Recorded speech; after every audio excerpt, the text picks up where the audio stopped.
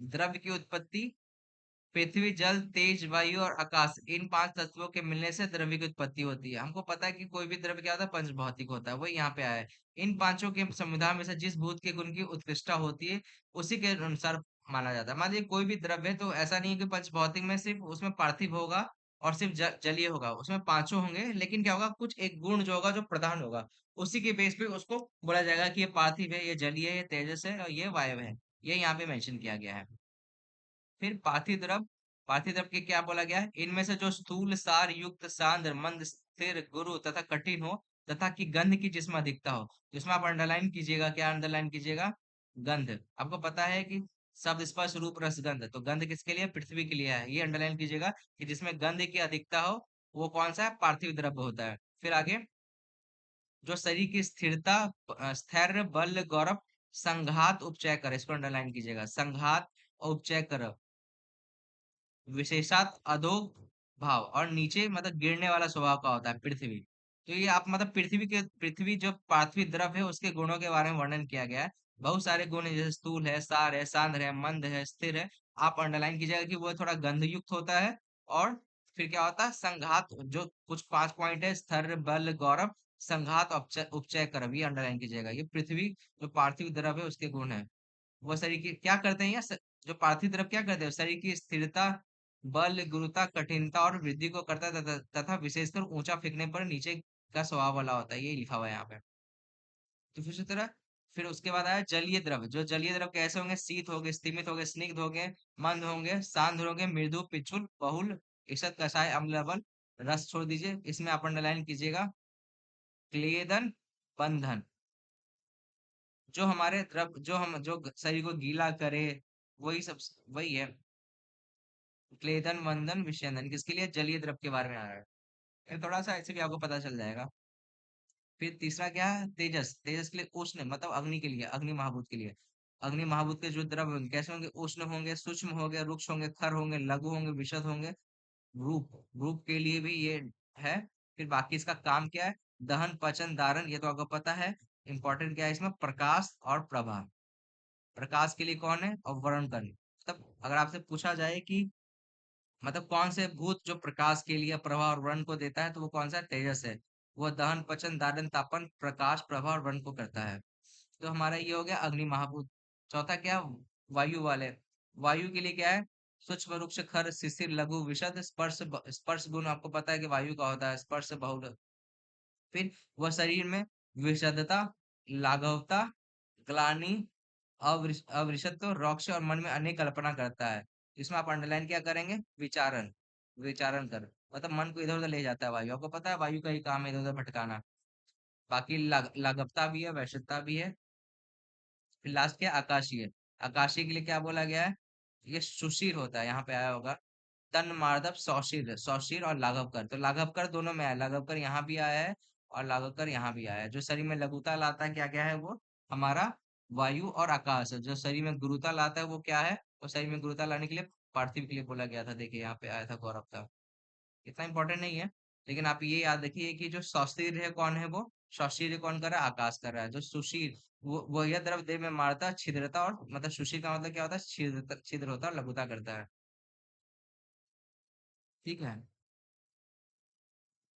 तो ये पांच जो द्रव्य है, पंच भौतिक जो द्रव्य है, उन द्रव्य के गुण क्या क्या होंगे, वो यहाँ पे बताए हैं। तो सबका थोड़ा एक एक पॉइंट याद रखिएगा। प्रभाव वाला जैसे अग्नि का है, फिर विचारण कर वायु का है, स्वशीर आकाश का है, पृथ्वी का जैसे संघात उपचय कर है, जल का क्या है, क्लेदन बंधन है। फिर आगे एक श्लोक आया है, ये श्लोक अंडरलाइन कर लीजिएगा। अनेन निर्दशेन नाना औषधि भूतम जगति किंचित द्रव्य स्थिति कृतवत्ता युक्ति विशेष मात्र चाभिक्षिच्य। इसको अंडरलाइन कर लीजिएगा, बस इतना ही। इस प्रमाण में संसार में कोई भी द्रव औषधि से भिन्न नहीं है। मतलब ये श्लोक एक जगह और आएगा। कहाँ आएगा पता है किसी को? इसको अंडरलाइन करके डबल टिक कर लीजिए। अभी आएगा तो बताऊंगा, तो दूसरे संहिता में आएगा। इस प्रमाण में संसार में कोई भी द्रव औषधि से भिन्न नहीं है, ऐसा मानकर भिन्न भिन्न युक्ति विशेष और अर्थों के ठीक तरह से विचार कर प्रयुक्त किए हुए अपने वीर और गुणों से युक्त द्रव्य रोगनाशी रूपी कार्य करना चाहते हैं। मतलब क्या है कि कोई भी द्रव्य क्या है, औषध से युक्त होता है, बस यही इनसे कहानी की है। ये सारी चीजें हैं। फिर क्या है, इसमें फिर अंडरलाइन कीजिएगा, तानि यदा कुर्वन्ति स काल्य, यत् कुर्वन्ति तत् अधिकरण, यथा कुर्वन्ति स उपायो, यत अभिसंधि तत्व फल। मतलब क्या है कि मतलब हिंदी में देखिए, वे द्रव जब कार्य करते हैं, जब द्रव्य कार्य यदा कुर्वन्ति, जब द्रव्य कार्य करते हैं उसे काल कहते हैं। यत कुर्वन्ति तत् अधिकरण, मतलब कि जो कुछ करते हैं वो कर्म है, जिसकी शक्ति या प्रभाव से करते हैं उसे वीर कहते हैं, और जहां करते हैं वो अधिकरण कहते हैं। तो आप श्लोक अंडरलाइन कीजिएगा। आप श्लोक का ऐसे लिख सकते हैं, यदा कुर्वन्ति स काल को दाकाल लिख सकते हैं, मतलब यदा मतलब, और यदा ता का मतलब क्या आ गया, जहां पे दा आएगा वहां पे का आएगा, मतलब यदा कुर्वन्ति स काल है, यत कुर्वन्ति तत् अधिकरण, यथा कुर्वन्ति सब उपाय, तो था यू लिख सकते हैं आप, था उ, मतलब कि जहां पे यथा आएगा वहां पे उपाय आएगा।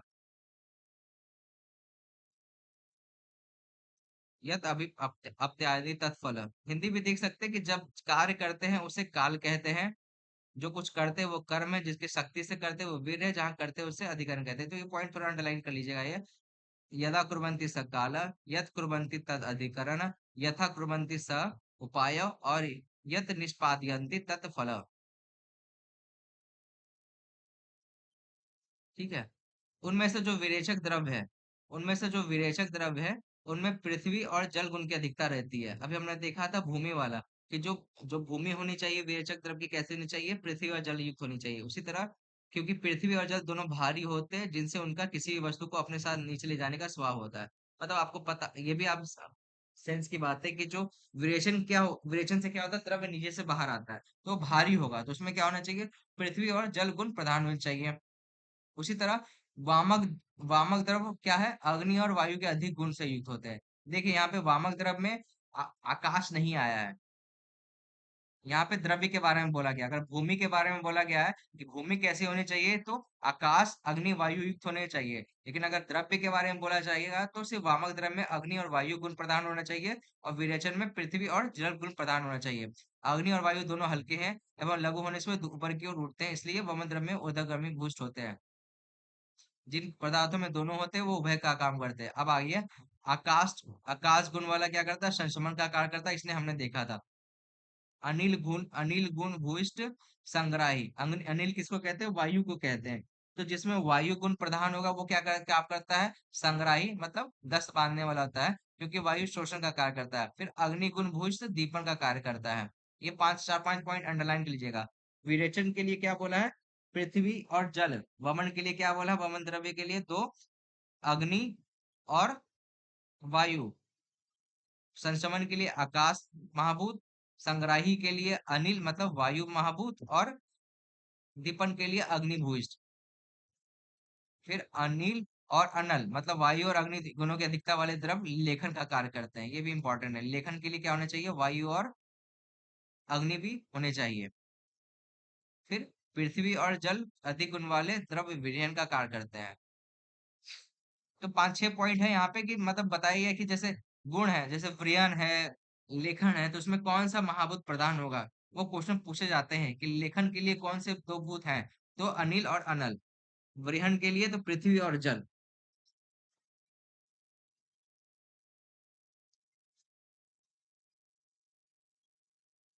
फिर आगे देखते हैं, पृथ्वी अग्नि, अग्नि और जलीय द्रव्य से वायु शांत होती है। पृथ्वी अग्नि और जलीय से वायु शांत होती है। उसी तरह पृथ्वी जल और वायु, इन तत्प्रधान द्रव्य से पित्त शीघ्र ही शांत होता है। मतलब पृथ्वी अग्नि जल से क्या बोला गया है, वायु को शांत किया गया है। पृथ्वी जल और वायु से पित्त को शांत किया गया है। और आकाश तेज और वायु से कफ को शांत किया गया है। तो आप यहाँ पे लिख लीजिएगा, वात, पित्त और कफ। तो वात के श्रावण के लिए क्या बोला गया है, पृथ्वी अग्नि जल, पृथ्वी अग्नि जल। हम इसको ऐसे याद किए थे, टू, टू पे क्या है, सॉरी, वात का श्रवण के लिए क्या है, अग्नि, 345, मतलब पंच महाभूत का सीक्वेंस याद कर लिए थे, 345। अग्नि हो गया 3, 4 हो गया जल, और पृथ्वी हो गया 5। फिर पित्त के लिए क्या है, पित्त के लिए क्या है, पृथ्वी जल और वायु। पृथ्वी क्या है, पहले क्या है, वायु होगा 245। और कफ के लिए क्या याद कीजिएगा, आकाश तेज वायु 123। समझ में आया क्या लिखा हूं मैं कोड। Yes sir. ठीक है ना, तो ऐसे याद रखिएगा। और इसके अपोजिट मान लीजिए कि जैसे 3 4 5 नहीं है, तो क्या नहीं है, 1 और 2 नहीं है, मतलब आकाश और वायु नहीं है, तो ये क्या करेंगे, बात का बढ़ाएंगे। इसमें क्या है, 2 4 5, इसमें 3 और 4 नहीं है, सॉरी, 1 और 3 नहीं है, एक क्या है, आकाश है, और 3 अग्नि नहीं है, तो 1 3 क्या करेंगे, पित्त को बढ़ाएंगे। ऐसा ही यहाँ पे आप देखिएगा तो बोलेंगे, आकाश और वायु भूज वात वृद्धि करता है, केवल अग्निगुण भुज पृथ को बढ़ाता है, और पार्थिव और कफ गुण वाले द्रव को कफ को बढ़ाता है। मतलब आप समन वाला याद रखिए, बढ़ाने वाला याद मत कीजिए। 345, 245, 123, इसको ध्यान में रखिए। शमन के लिए कि मतलब 345 मतलब, समझ में आ गया ना ये पॉइंट क्यों लिखा है मैंने। हम्म।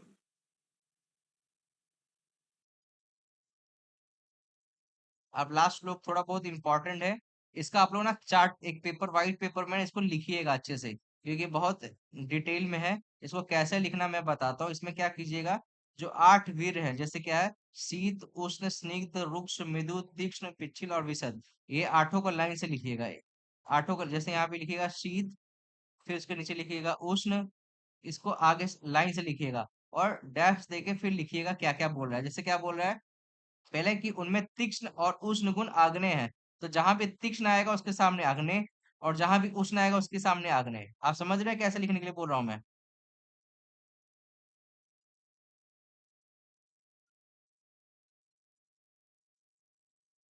इसको समझ में आ रहा है कैसे बोल रहा हूँ लिखने के लिए। जी हाँ सर, ये नहीं नंबरिंग समझ से आ रहा है। नीचे समझ गए सर। एक सेकंड जाइए।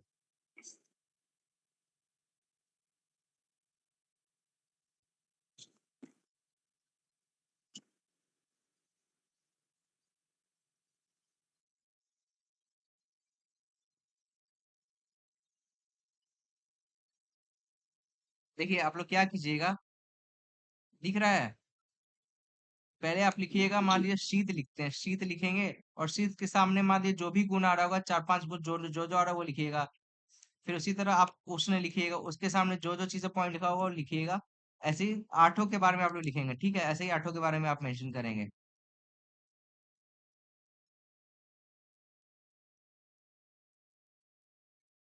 एक सेकेंड,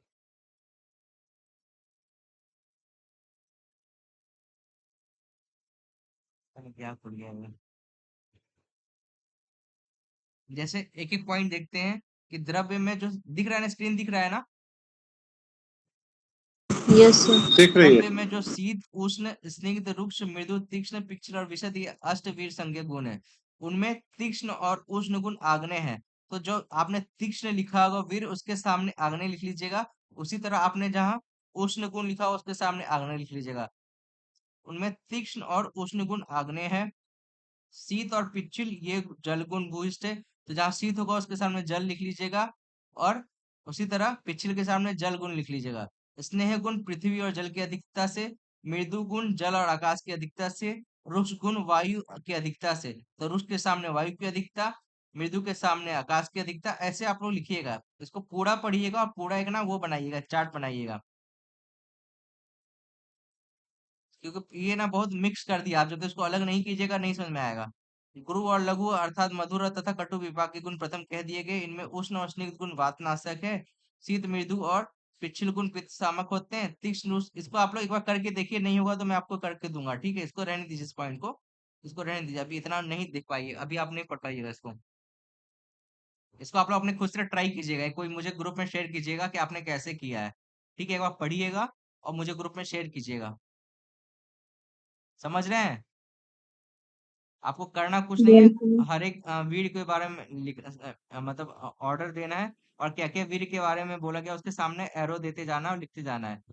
फिर दूसरा पॉइंट आता तो उसी के बगल में कॉमा देके लिखना है। एक बार ट्राई कीजिए, ठीक है, एक बार ट्राई कीजिए, फिर नहीं होता तो मुझे बताइएगा।